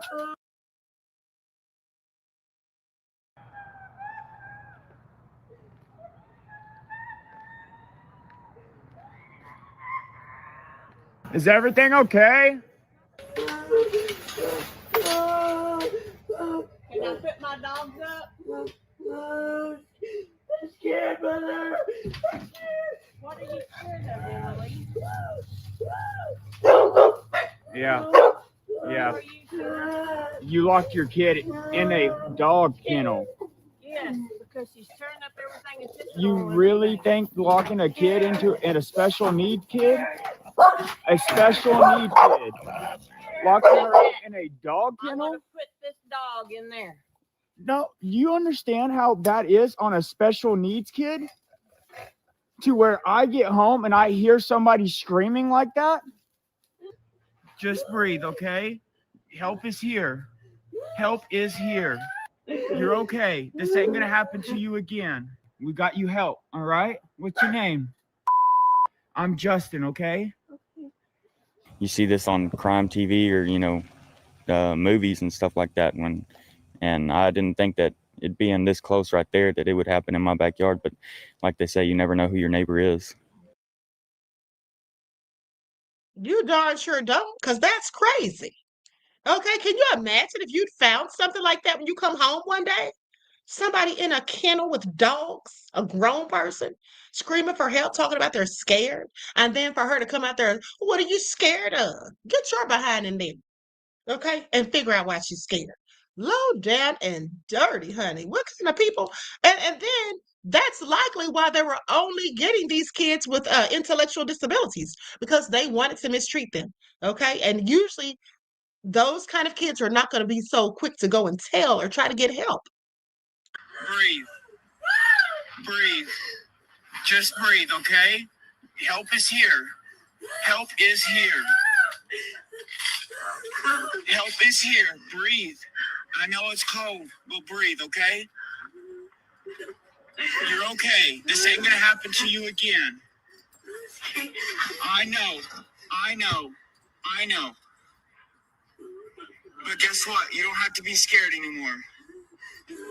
Just a few more minutes, okay? Just a few more minutes. It's okay, sweetie. It is okay. This won't happen to you ever again.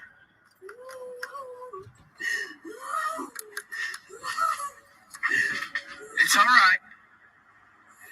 It's okay. We got you help, all right? What's your name? Emily. I'm Justin, okay? Emily, it's gonna be okay. Here. Can you see me right here? Yeah. Hey, I'm so sorry. Are you one of the police officers? No, ma'am. I'm not. I'm your neighbor. I'm your neighbor, and I've heard you so many times. I got you help, okay? This will never happen again. How many times has this happened? It's happened a lot. That she locks you in? I feel like it's not worth anything. Hey. This happens a few times or a lot? It's happened a lot. A lot? And I'm scared. I know. Emily, right? Okay, hey. Hey, it's okay. Just talk to me, okay? Talk to me. How old are you? I'm 22. You're 22? It's okay. The help. Started saying, thank God the neighbor found her in there and helped. Okay, this is so dreadful. Just the fact that somebody had to go through something like that. Now, with that all being said, we're almost out of here, beloveds. Okay, I want to show you all a couple more videos and I have to run. Okay, I have to run. Let's talk about this black man whom they were threatening to fire over his hair. Now, I reached out to give him some advice, only to find that he lives in Canada. So, it's different over there, I'm pretty sure.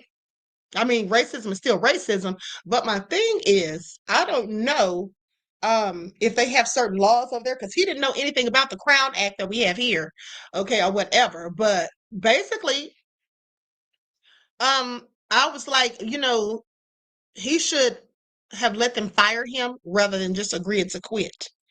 Okay, because definitely I would just let them fire me so I can sue. Because this is all crazy. Now I'm going to go to his video because he literally recorded them. when they were having this conversation. And I want you all to hear, like when I tell you the hate for Black people is so real.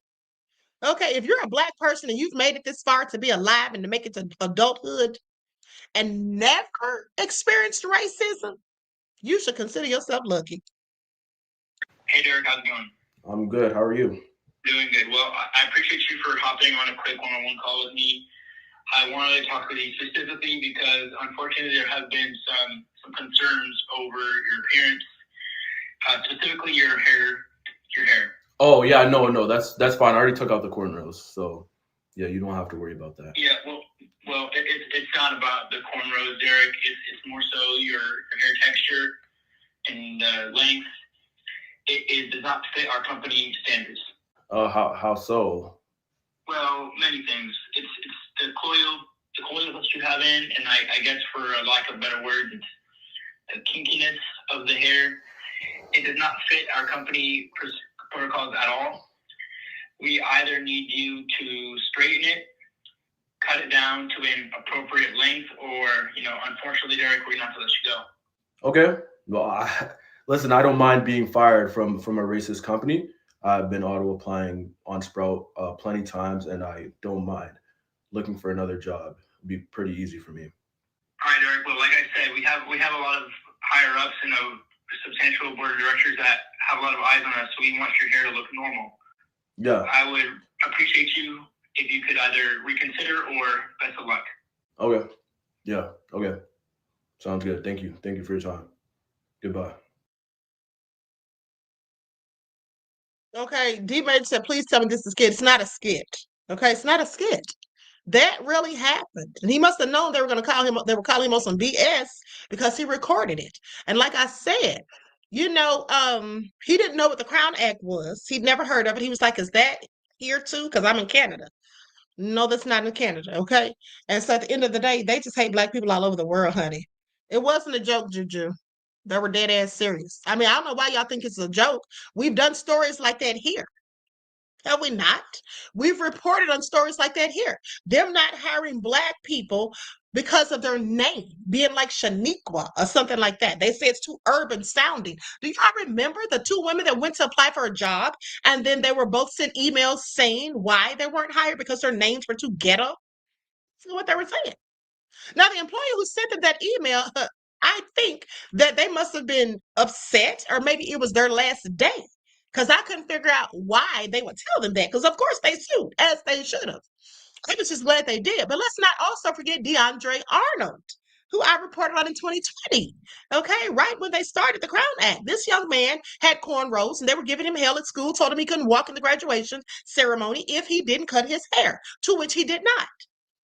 He was of Trinidadian descent, and that was part of his culture, according to him. Or was that DeAndre's friend who also went to that school? Okay, Barber High School, I want to say in Beaumont, Texas. There was another young man there after him, like 2 years later. Y'all remember? I can't remember his name. But nonetheless, this is what has happened plenty of times. So I don't know why y'all acting shocked and appalled. Y'all know that this happens. If it's never happened to you, you still know that it happens. This is why they have the Crown Act, because it happens all the time, literally. Okay? It happens all the time. And in fact, I was working a corporate job for a few years. I was not allowed to have locks, cornrows, twists, afros. That's what they told us. You can't have any of those types of hairstyle, which is extremely racist, because you're naming all hairstyles that African Americans wear when our hair is in its natural state. See, they want you to conform and comply with them. You heard them tell him to straighten his hair. The hell out of here. I'm not straightening nothing. And all y'all that wear them wigs and weaves, y'all just doing them a favor, because that's how they want you to look. And that's really where y'all got it from, whether you know it or not. Y'all didn't just come up with that idea on your own. Oh, let me get some long weave that looks silky, doesn't even look like my own natural texture of hair. Y'all didn't come up with that. They put that out there for you, and you fell for it, period. And that's just what it is, okay? Now, with that all being said, let's go to this video, the Jolly Good Ginger. Good question. So since said, why are they so concerned about our hair? I'm glad you asked. Let me say this again. Here's why. For years, I used to think the same thing. Why are they so concerned about our hair? Why do they care how it looks, how we wear it, what styles? Well, the truth of the matter is they're concerned because, for one, it's actual hair. Okay, scientific research says Black people are the only people on this planet that have hair. Everyone else, they say, has fur. Y'all don't find that interesting? But also, our hair we're the only people whose hair grows in the direction of the sun. It is our spiritual antennas. Hence the allegory in the Bible about Samson having his strength in his hair. It wasn't his physical strength, it was his mental strength. Okay?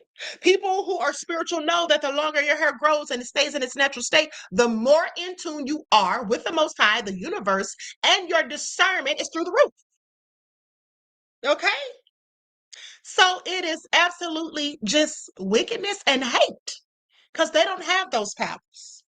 They don't have that capability. Okay, so it makes them mad.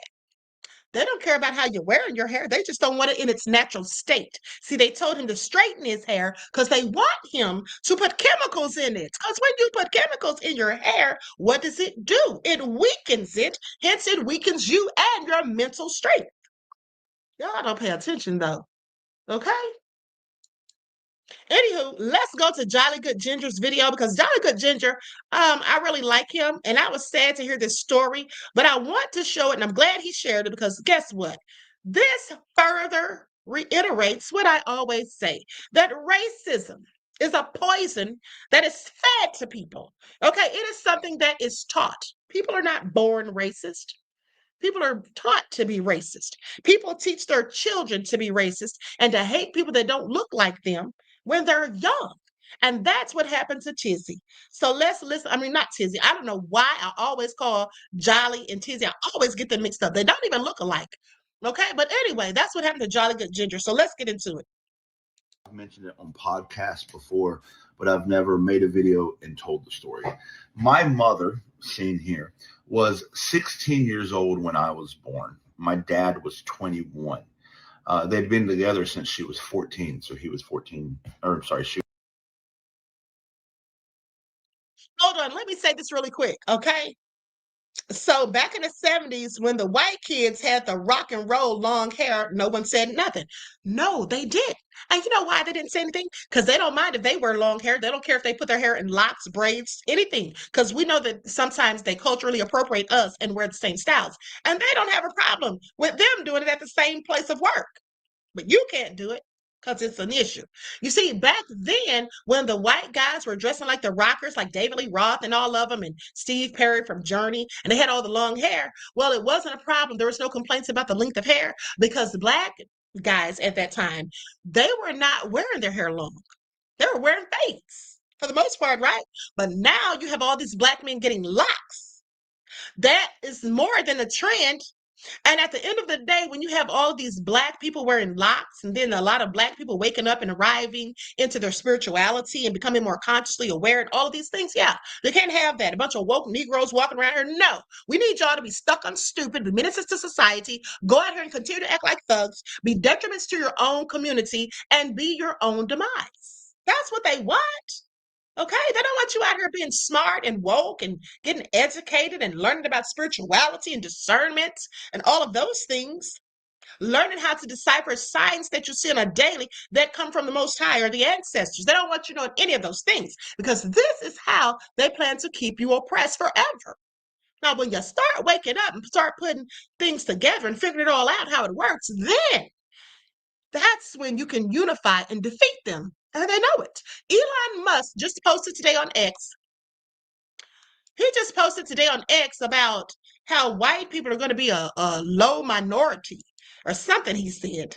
He's so stupid. He's always posting something just to try to it seems to me that he's trying to rage bait. That's what Elon loves to do. He loves to post things about black people killing white people and how many times that black person that did it was in prison, but he never posts about white people that kill black people and how many times they got got a pass. He doesn't talk about those sorts of things. And that's because Elon is racist. I actually hate him.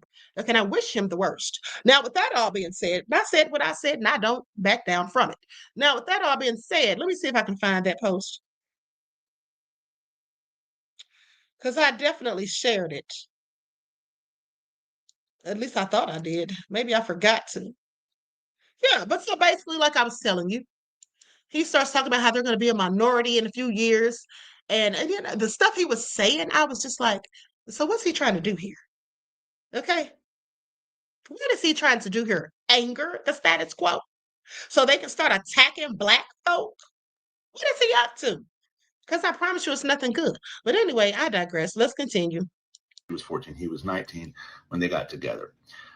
You guys have heard me talk about my dad before. He was very racist. My mother will tell you the same. And my mother, being very young and uneducated, she just kind of went along with whatever my dad did. And he was also abusive. My mother was abused. And I talked to her before I made this video to make sure that she's okay with me telling that part of her story. My dad was a domestic abuser and also a child abuser. He abused me as well. That's not the point of this video, though. When I was 3 years old, my mother was 19. She found the courage to leave my dad, which wasn't easy to do.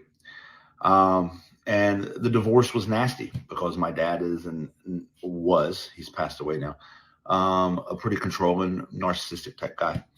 And shortly after leaving my dad, my mother was in a relationship with another man who was a black man. And my dad being the racist. See, I was raised in the 80s in North Carolina, and my dad was a racist. So her leaving him for a black man was like this big taboo thing. Like, you don't do that.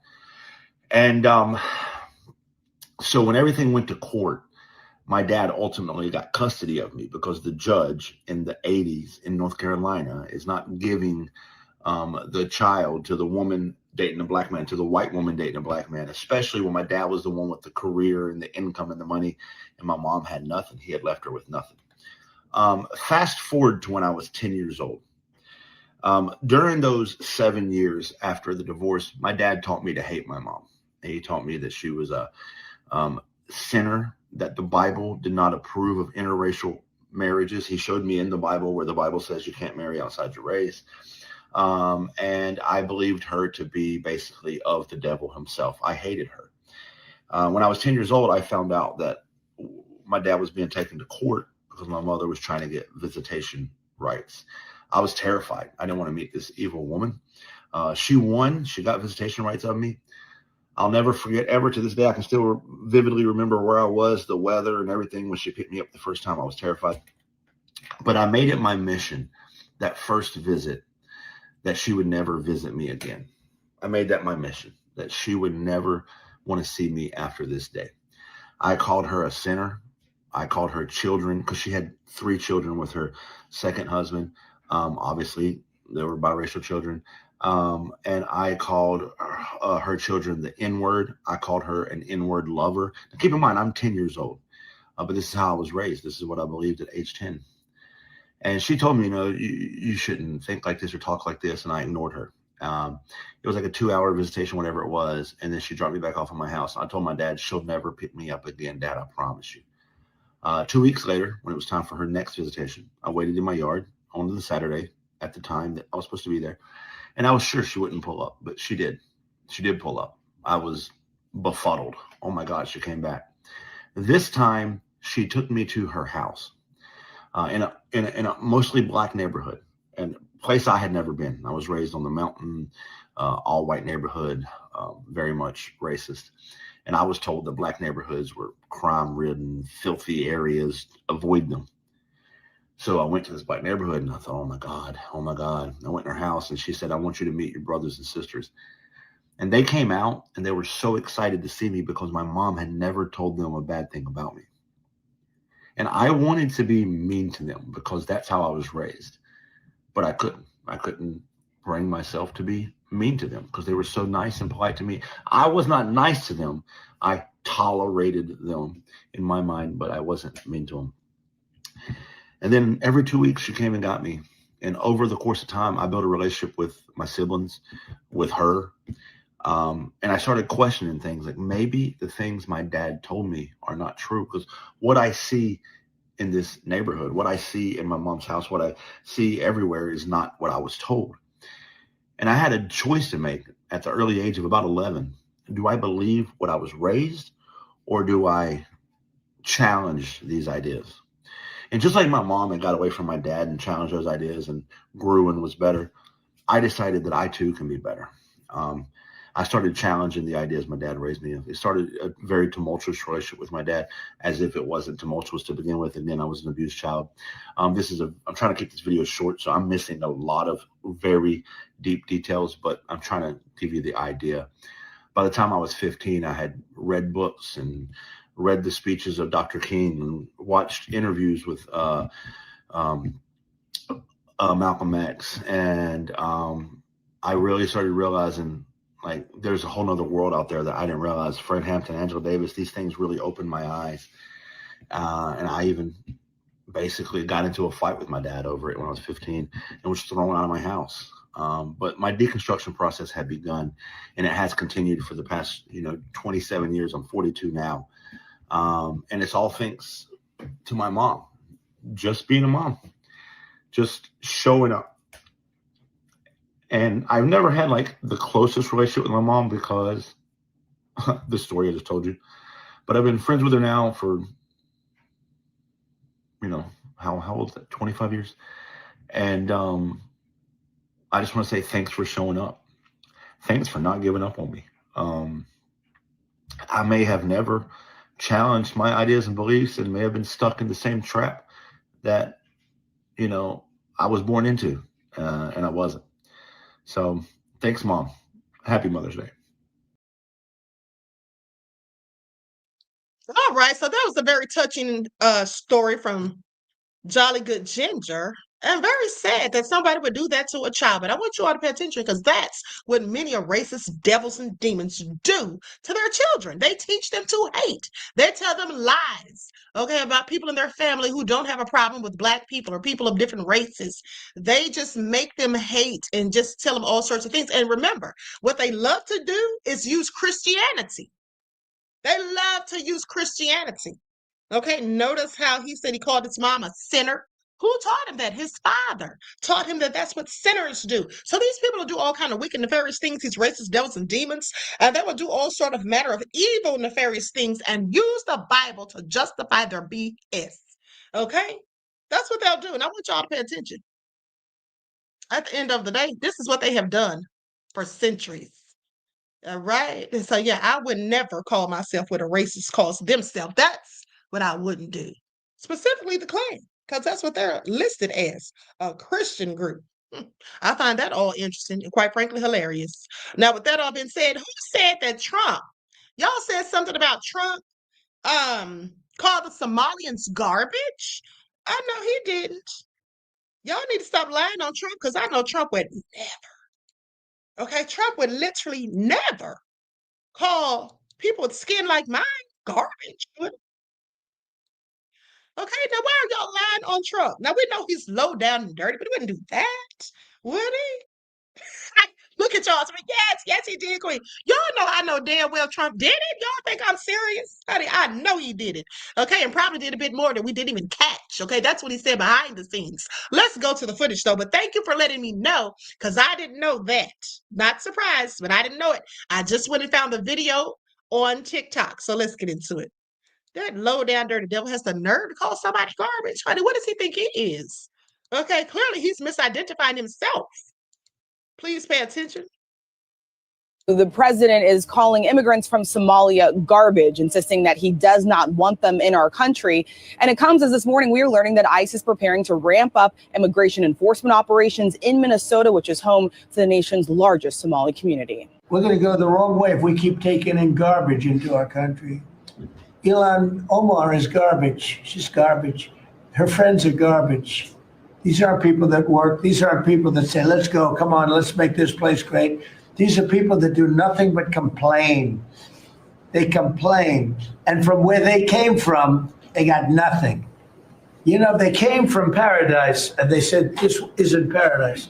But when they come from hell and they complain and do nothing but bitch, we don't want them in our country. Trump, I hate to be the bearer of bad news, but some of us don't want you in this country, Marinate on that. if you will. Y'all heard that? He literally called these people trash. Then talked about Ilhan Omar so bad, honey. He is low down and nefarious. This is y'all's president, though. And the language that he uses sometimes is so unbecoming. But anyway, I digress. That being said, let's talk about Dame Dash real quick, and then I got to get out of here. Okay, I got to get out of here. But let's talk about Dame Dash real quick. I hate doing 2-hour videos because it's just too long. But Dame Dash went in on 50 Cent for that documentary that he did about the diddler. Let's get into it. He posted something, and they were talking about it on Comedy Hype. Okay, so I'm going to go to the footage. Hold on, I'm going to put up an overlay too because this ain't my video. The rest, I find it all interesting. I find it all interesting. Diddy wants them to take the video down because, first of all, they got that footage that Diddy didn't authorize. But mind you, I told you that supposedly the person who recorded the footage said he was never paid for it. So I guess he sold it to 50, and that gave 50 the rights to it. And then so he gave it to Netflix. Honey, I'm going to tell you like this. Netflix is not taking that video down, and Netflix is not intimidated by Diddy's money, I'm sure, because Netflix has a whole lot of money themselves. And they've been threatened with lawsuits before. I don't know if he's going to plan on suing them, but at the end of the day, let's get to what Dame Dash said, honey, because I found it interesting. And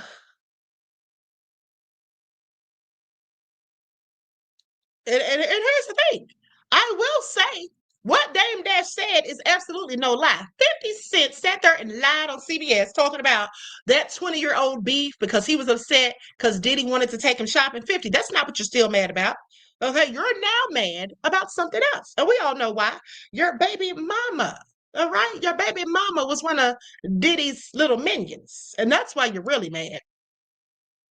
But here is what Dame Dash had to say about it. Okay, please pay attention. Because I think I have to agree with him.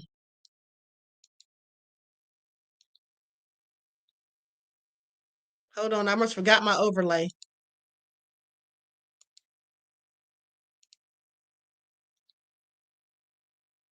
Cent helping to further ruin Diddy's legacy with his new docuseries.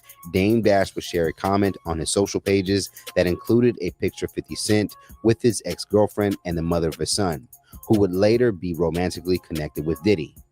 In his caption, Dash would write, "Never trust a black man that will make a documentary tearing down another black man for a white man. That's nasty work. I'm not playing these ghetto games. That's played out." Now, over in his comments, some would applaud Dash's statement, while others would accuse him of doing the same thing when it comes to Jay-Z over the years. As of now, Diddy currently is serving his nearly 4 years prison sentence at Fort Dix Federal Correctional. Now, with that all being said, let me say this. For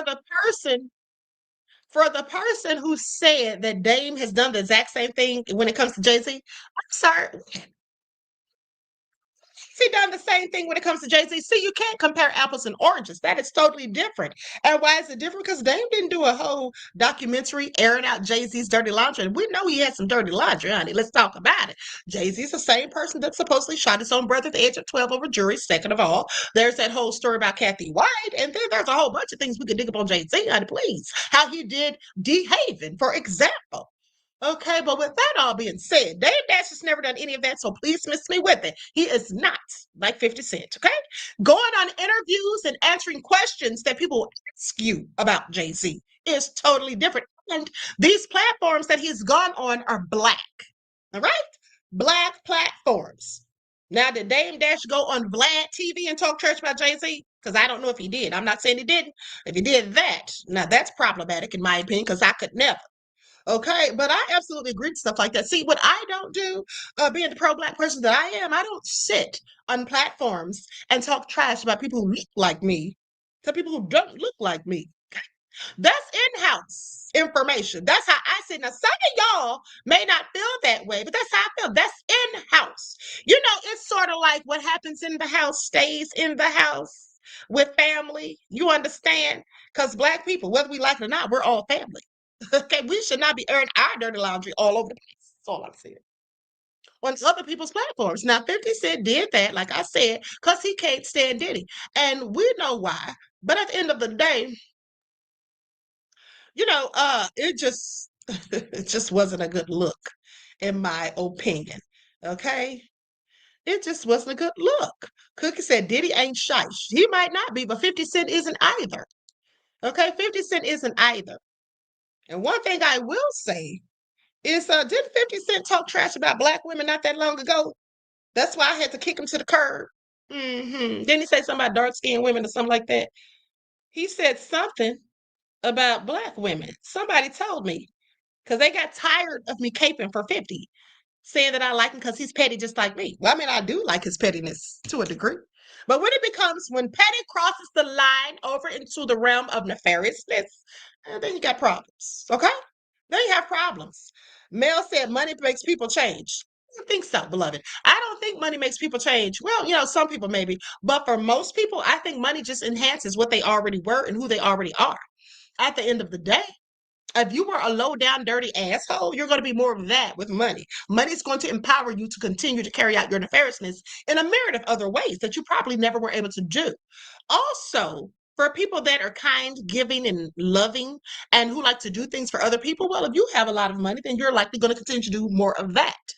So I think it just, basically allows people to see us for who we really are.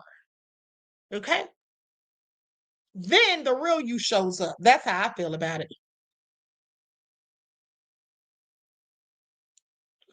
So anyway, Anita said, Queen, you dropped 50 Cent. Now who's your boo? Honey, 50 Cent was never my boo. I just like 50 Cent's pettiness. Okay? I just like this pettiness. Now, with that all being said, D make sure I forgot that he said those things, Queen. Well, see, I never knew. Because somebody had to tell me about it, and I still didn't believe it. I was like, girl, stop lying. Why is you hating on 50 Cent? Until they sent me the proof of receipts. So anyway, Mel says, look how Trump is. He's a greedy, money-grubbing devil. He's stealing. I always love when someone refers to someone else as a money-grubbing anything, okay? Said he's stealing our money. Yeah. He is stealing our money, isn't he? I would have to say. Just anticipate that clutching my pearls, Queen. All right. So anyway, listen, beloveds, I'm out of here. I want to thank you all for tuning back in once again to the original Queen Ahmadiyyah Shakur show. Please like, share, subscribe, and all of that. Double check to make sure you're still subscribed, especially if you haven't been receiving those notifications. Let me tell you something. I don't have time for y'all today, okay? Because I'm feeling good today, honey. I went to the hospital last night, just so y'all know. I was feeling so bad last night, I literally went to the hospital. And by the time they got through putting me on an IV and filling me up, I felt so good. Okay. I really felt so good almost instantly, like 15 minutes later.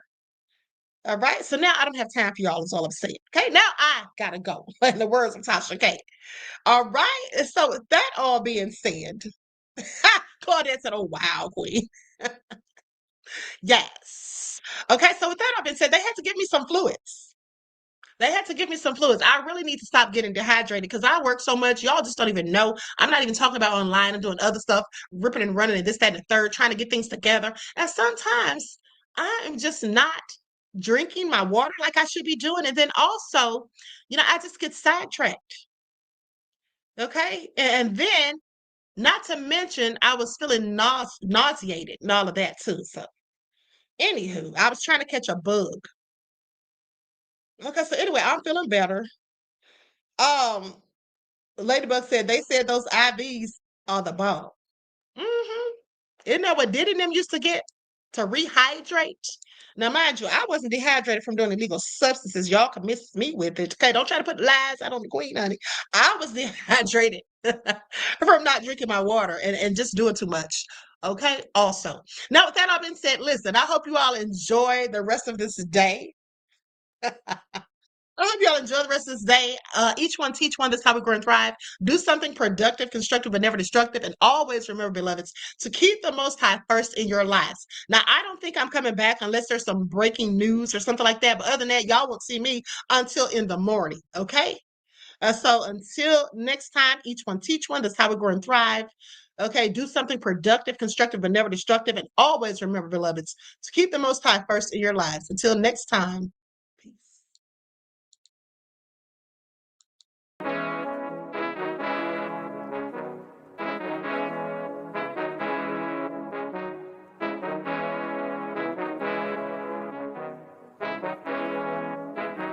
Yo, Nick, hit him with that flavor. Gold all in my skin, God all in my blood. Kings all in my circle, you touch one of mine and you're done. They show no love for the queen, why you hating on me?